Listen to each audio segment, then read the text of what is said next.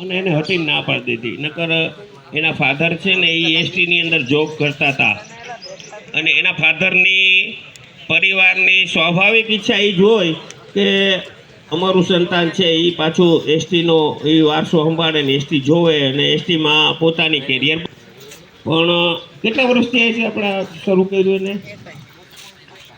આજથી 10 વર્ષ પહેલા જયદીપભાઈએ એના પપ્પાને ખોખારો ખાઈને કહી દીધું કે બાબા એ બધી વાત સાચી પણ આપણે નોકરી તો નથી કરવી. આ પહેલી લાઈન અને એના માટે જોરદાર તાલીઓ આપણે જયદીપભાઈને.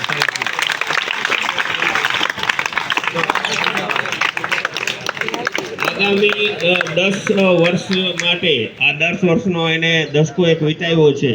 આગામી 10 વર્ષની અંદર દેશને એવા યુવાનોની જરૂર છે કે એ લોકો એમ વિચારે કે મારે નોકરી કરવી નથી, મારા હાથ નીચે 5-5 નોકરિયાત હોવા જોઈએ.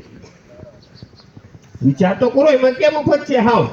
અને તમે શરૂ કરશો તો 15ની જગ્યાએ તમે 5 સુધી પૂગી શકો, 15 સુધી પહોંચી શકો.